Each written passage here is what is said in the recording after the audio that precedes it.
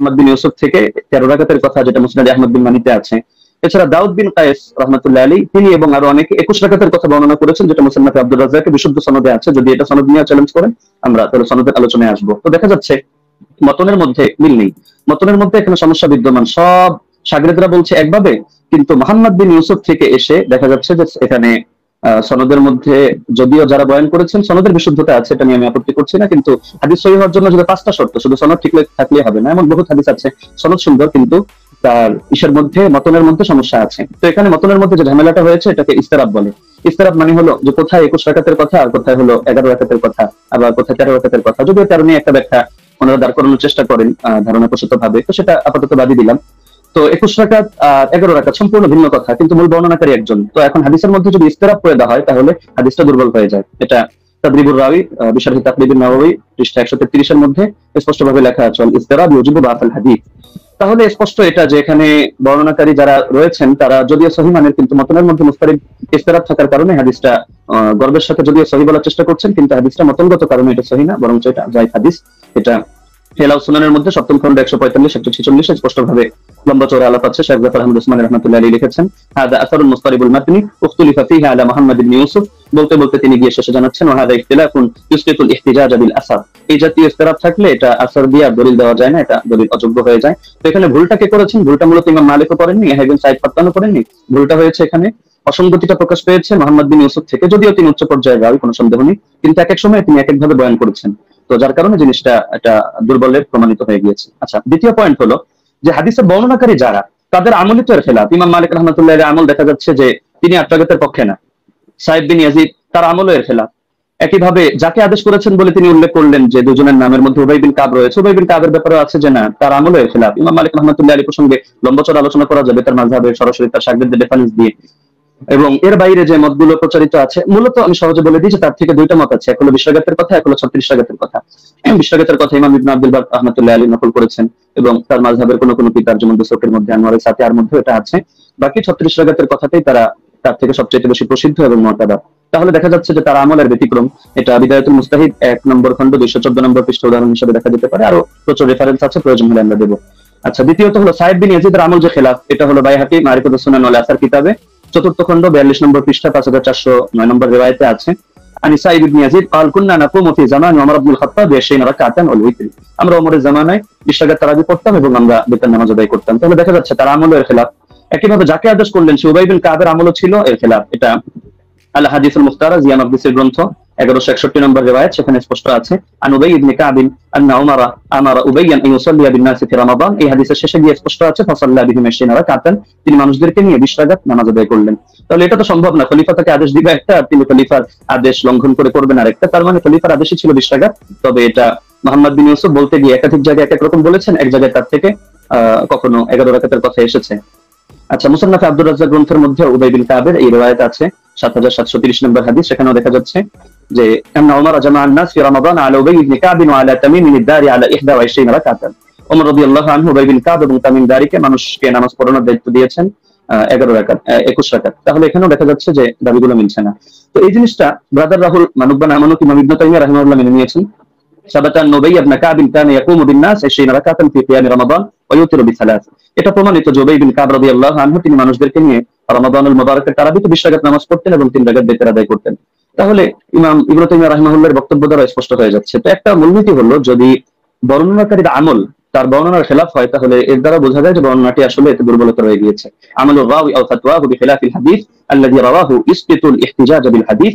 এটা আমরা যেহেতু সময় কম আমরা শুধু রেফারেন্স গুলো দিয়ে দিচ্ছি, আপনারা ক্রস চেক দিয়ে নিতে পারেন। কাশফুল আসরার 3 নম্বর খণ্ড 63 পৃষ্ঠা, উসুলুস সারাফি 2 নম্বর খণ্ড 5 নম্বর পৃষ্ঠা, আল কাফি 3 নম্বর খণ্ড 1354 পৃষ্ঠা, আল ফুসুল ফিল উসুল 3 নম্বর খণ্ড 203 নম্বর পৃষ্ঠা, আত তাকরীর ওয়া তাহদীব 2 নম্বর খণ্ড 266 পৃষ্ঠা, আত তাওবীহ 2 নম্বর খণ্ড 25 নম্বর পৃষ্ঠা, ফাওয়াতিহ আর-রাহমত 2 163, কাওয়ায়েদ ফি উলুমিল হাদিস 202 নম্বর পৃষ্ঠা, শারহুল মানাত 661, আল বাহরুল মুহিত 3 নম্বর খণ্ড 246 পৃষ্ঠা, আল ইহকাম বিল আমিরি 2 নম্বর খণ্ড 165 নম্বর পৃষ্ঠা। এমনকি গায়রে মুকাল্লিদ আলেম শেখ ইব্রাহিম শিয়ালকোটি রাহিমাহুল্লাহ তিনিও এটা স্পষ্ট স্বীকার করেছেন ইনায়াতুল মাসাবি গ্রন্থে, যেটা তারাবি শীর্ষক 29 নম্বর পৃষ্ঠায়। अगर रावी का अमल उसकी रिवायत के खिलाफ हो तो उसकी रिवायत काबिल अमल ना होगी। स्पष्ट কথা। তিন নম্বর পয়েন্ট হলো বিশ্বাঘাত তারাবির বিষয়টা তো উম্মতের তাআমুল উম্মতের ঐকমত্যের দ্বারা প্রমাণিত। তো সুতরাং যদি আমরা তর্কের খাতিরে, এটা তো আমরা দেখালাম যে আসলে ওনার মতনের সমস্যার কারণে ওনার হাদিসটা যতই মুওয়াত্তা মালিক বলুক আর যে কিতাবের নামই বলুক, কিন্তু মুওয়াত্তা মালিক হওয়ার মানে তো এটা না যে প্রতিটা হাদিসের কোনো জায়গায় কোনো ধরনের কোনো অসঙ্গতি নেই, কোথাও কোনো মতনের মধ্যে ইসতিরাব নেই, এমন কথা কেউ দাবি করার সুযোগও নেই। তো যদি কেউ দাবি করেও থাকে যে তিনি একসময় 11 রাকাত আদেশ করেছিলেন তর্কের খাতিরে মানলেও, তাহলে ইমামরা ব্যাখ্যা দিয়ে গিয়েছেন, যেমন ইমাম ইবনে আব্দুল বার মালিক রাহমাতুল্লাহ আলাইহি ব্যাখ্যা দিয়েছেন যে এটা মানসুখ। শুরুতে হয়তো তিনি 11 রাকাতে দিয়েছিলেন, এরপর তিনি 21 রাকাতের কথা বলেছেন। এটা আল ইস্তিজকার 2 নম্বর খন্ড 68 নম্বর পৃষ্ঠায় আছে। একইভাবে ইমাম বাজি রাহিমাহুল্লাহ তার মন্তব্য একই, আল মুনতাকা 2 নম্বর খন্ড 208 নম্বর পৃষ্ঠা। ইমাম আদাওয়ী, ইমাম ইবনে হাবিব তারাও বলে গিয়েছেন, যেটা হাশিয়াতুল আদাওয়ী আলা কিফায়াতুত তালিব 1 নম্বর খন্ড 353 নম্বর পৃষ্ঠার মধ্যে বিদ্যমান আছে। মজার বিষয় হলো এই কারণেই ব্রাদার রাহুল যে মত পোষণ করুক না কেন, 4 মাযহাবের কেউই 8 রাকাত সুন্নাত হওয়ার ফতোয়া প্রদান করেননি। তো যার কারণে 4 মাযহাবের 4 ইমাম যখন আপনারা 20 রাকাতের মতামত দিচ্ছেন, বিশেষ করে ইমাম মালিক থেকে 2টা মত আছে, 20 আছে, 36 আছে, লেকিন এটা তো স্পষ্ট 8 এর কথা কেউ বলছেন না। এবং 8 এর নামে যেটা চালানো হয় সালাফি ভাইরা কেউ কেউ চালায়, তো সেটা প্রমাণিত না। কেন প্রমাণিত না এটা যদি চ্যালেঞ্জ করে, আমরা উনি সেই রেফারেন্স টানলে জবাবে আসবো, না হলে শুধু শুধু জবাব দিয়ে সময় বাড়িয়ে লাভ নেই। তো মূলনীতি হলো ইমাম ইবনে রাজব হাম্বলী রাহমাতুল্লাহ আলাইহি লিখেছেন ফাদলুল ইলমি সালাফ আলা ইলমিল খালাফ পৃষ্ঠা 83 এর মধ্যে, ফাআম্মা মা তুফিকা আলা তারকিহি ফালা ইয়াজুজু আল আমালু বিহি লিআন্নাহুম মা তারাকুহু ইল্লা আলা ইলমি আন্নাহু লা ইয়ামালু বিহি। ইমামরা যদি একমত হয়ে যায় যে হাদিসটা এটা তরক করা হচ্ছে, অর্থাৎ তারা কেউ এর আগে ফতোয়া দিচ্ছেন না, আমল করছেন না, তাহলে সেটা আসলে মজবুত থাকে না এবং তার মধ্যে বিভিন্ন দুর্বলতা তৈরি হয়ে যায়, সেটা দলিলযোগ্য হয় না। কারণ এটাকেও সাদ বলে, সাদ কখনো সনদের দ্বারাও হয়, কখনো মতনের দ্বারাও হয়। তিনি তার কিতাব শারহুল আলী তিরমিজির মধ্যে 2 নম্বর খন্ড 624 নম্বর পৃষ্ঠা, এই কিতাবগুলোর নাম তো অবশ্যই ব্রাদার রাহুল শোনার কথা, এই পৃষ্ঠাগুলো পড়েছেন কিনা আমি জানি না, না হলে আপনি প্রয়োজনে এগুলো চেক দিয়ে আপনি মন্তব্য করতে পারেন। যে তিনি লিখেছেন ওমা হুয়া শাদুল মাতনি কাল আহাদিস আল্লাতী সাহাতিল আহাদিস বিখিলাফিহা ওয়া আজমাআত আইম্মাতুল উলামা আলাল কওলি বিগাইরিহা। যে হাদিসের ক্ষেত্রে দেখা যাচ্ছে যে উম্মতে আলেমদের মধ্যে যারা ইমাম তারা এর বিপরীত ফতোয়া দিচ্ছেন, সেই ক্ষেত্রে সেই হাদিসের মতনকে শাদ হিসাবে বিবেচনা করা হয়। অর্থাৎ শাদ যদি কোনো হাদিসের মতনকে বলা হয় তাও সেটা সহিহ থাকে না। তাহলে দেখা যাচ্ছে যে যদি উনি পয়েন্ট বলেছেন অনেকগুলো এবং গর্বের সাথে বলেছেন, কিন্তু সবগুলো মিলে উনি সনদের আলোচনায় সীমাবদ্ধ থেকেছেন, মতনের আলোচনায় আসেননি। আমরা মতন থেকে কয়েকটা পয়েন্ট দেখালাম, আরো অনেক পয়েন্ট দেখানো সম্ভব, যে উনি যে হাদিসটা দেখিয়েছেন এটা মুস্তারিদ একটা হাদিস। আচ্ছা, এখন প্রাসঙ্গিক ভাবে কয়েকটা আলোচনা করে ফেলি, যেহেতু হালকা সময় বাকি আছে। তিনি মুরসাল না মুনকাতি এটা নিয়ে একটু জ্ঞান দেওয়ার চেষ্টা করেছেন, যে এটাকে আমি কেন মুরসাল বললাম, মুনকাতি বলা উচিত ছিল। আসলে কোন জায়গায় কোন শব্দ ব্যবহার হবে এটা পরিভাষাগুলো একটু বিস্তরভাবে পড়া লাগে, শুধু একটা ইসরে মুস্তালাহুল হাদিস পড়েই ইমাম আল-ফাকি হয়ে গেলে তো মুশকিল ব্যাপার। যেমন আমি আপনাকে প্রসিদ্ধ কিতাব যেটা আপনারা পড়েন, নুকাত আলা মুকাদ্দিমাত ইবনে সালাহ 1 নম্বর খন্ড 447 পৃষ্ঠা দেখবেন, একইভাবে আল ইবহাজ 2 নম্বর খন্ড 339 পৃষ্ঠা দেখবেন, এবং শরহ মুসলিমের মধ্যে নববীও বলেছেন যে আম্মাল মুরসাল ফাহুয়া ইনদাল ফুকাহা ওয়াল উসুলিয়িন ওয়াল খতিব আল বাগদাদি ওয়া জামাআহ মিনাল মুহাদ্দিসিন মান কাতা ইসনাদুহু আলা আইয়ি ওয়াজহিন কানা ইনকিতাউহু ফাহুয়া ইনদাহুম বিমানাল মুনকাতি। ফকিহদের দৃষ্টিতে, উসুলিয়িনদের দৃষ্টিতে, খতিব বাগদাদির দৃষ্টিতে এবং একদল মুহাদ্দিসদের দৃষ্টিতে মুরসালের সংজ্ঞা হলো যে সনদের মধ্যে যেভাবে বিচ্ছিন্নতা হোক না কেন, ইনকিতা যেভাবেই হোক না কেন, এটা মাঝেই হোক আর শেষেই হোক, রাসূলের আগেই হোক আর সাহাবীর আগেই হোক, বাস সেটাকেই তারা মুনকাতি হিসেবে বলে থাকেন। তো এটা একটা তাদের ইসতিলাহগত বিষয়। তো সুতরাং এই জিনিসটা মানে মুরসাল বলা উচিত ছিল না, মুনকাতি বলা দরকার ছিল, বিষয়টা এমন না। আচ্ছা, উনি যে নিমাউই রাহিমাহুল্লাহর হাওয়ালা দিলেন আসারুস সুনান থেকে, উনি আরবি যেহেতু পড়তে পারেন টুকটাক, উনি তো এটা দেখার কথা যে ইমাম নিমাউই রাহিমাহুল্লাহ তিনি শুধু এতটুকুই বলেন নাই যে হাযা মুরসালুন কাওয়ী, যে হাদিসটা মুরসাল, হাদিস শক্তিশালী, বরং যে মূলনীতিটা আমরা এনেছি ইমাম ইরাকির হাওয়ালায়, যে তাবেঈ যদি সাহাবীর থেকে কোনো ঘটনা বয়ান করে যেটা তার জামানায় জারি ছিল, তাহলে সেটাকে বাহ্যিকভাবে মুরসাল ধরা হলেও কিন্তু হুকুমের বিবেচনায় মুত্তাসিল ধরা হয়। আমরা তো আলোচনা করছি শাস্ত্রীয় মূলনীতির আলোকে হুকুম প্রসঙ্গে। তো এই মূলনীতিটা আপনি যে কিতাবের হাওয়ালা দিলেন এবং মজার বিষয় যে স্ক্রিনশট দিলেন, আপনি এটাই যদি ভালো করে দেখেন এটার মধ্যে খুঁজে পাবেন। তো দেখা যাচ্ছে আপনি একাংশ পড়ে তাড়াহুড়ো করে রেফারেন্স দিয়ে দিলেন, কিন্তু এটা আপনার নজরের বাইরে চলে গেল, যার কারণে নিমাউইকে আমার বিরুদ্ধে দাঁড় করিয়ে দিলেন। দ্বিতীয়ত দলিল সহ আমাদের মাসাইল কিতাবটাকে আমার বিরুদ্ধে দাঁড় করালেন।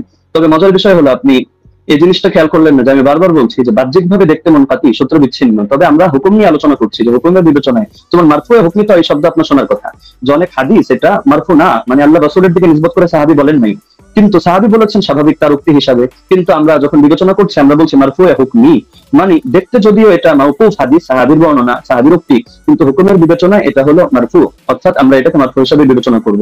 এখন যদি আপনি এক কিতাব খুলে দেখেন, দেখো সে তো মাওকুফ বলেছে, অথবা আপনি এখন তাহলে মারফু বলছেন কিভাবে, তাহলে বলতে হবে ভাই বিবেচনা বোধের পার্থক্য তো আপনাকে বুঝতে হবে, একটা জাহিরি এতেবার, একটা হাকিকি এতেবার। জাহিরি বিবেচনায় হাদিসটাকে আপনার মুনকাতি মনে হতে পারে, কিন্তু আপনি শাস্ত্রের কথায় যখন আসবেন, শিরোনামে যেহেতু শাস্ত্রীয় আলোচনা, তো আপনি শাস্ত্র দিয়ে দেখতে হলে আপনি শাস্ত্রের মূলনীতির আলোকে বিবেচনা করতে হবে, না হলে মূলনীতিকে চ্যালেঞ্জ করেন। আপনি অমুক কিতাবে এটা আছে, তমুক কিতাবে এটা আছে, শুধু এতটুকু বললে যথেষ্ট না। আপনাকে মাথায় রাখতে হবে একটা শাস্ত্র পরিগণিত হয় টোটাল পুরো বিষয়টাকে সামনে রেখে। কোরআনের এক আয়াত আর এক আয়াতের তাফসীর হয়, না হলে আপনি এক আয়াত দিয়ে মতকে বৈধ করে দিতে পারবেন, আর এক আয়াত দিয়ে জিহাদকে নিষিদ্ধ করে সব জায়গায় সবরের আদেশ দিতে পারবেন, কিন্তু পুরো সামগ্রিক ভান্ডারকে শাস্ত্রকে সামনে রেখে আপনার সিদ্ধান্তে আসতে হবে। এই জিনিসটা যদি না বোঝেন তাহলে শুধু আবেগী কিছু কথা বলবেন বা একটু ইমোশনাল কিছু লেকচার হবে, লেকিন এর দ্বারা শাস্ত্রীয় কোনো কথা হবে না। তো যেহেতু সারা দেশ এটা দেখছে এবং আলেম ওলামা তালিব ইলম সবাই মূল্যায়ন করছে, সুতরাং আমার অনুরোধ থাকবে নেক্সট পর্বে আপনি শাস্ত্রীয় আলোকে এই মূলনীতিগুলো চ্যালেঞ্জ করেন। ধন্যবাদ, জাযাকাল্লাহ। আমি কারেক্ট টাইম শেষ করলাম।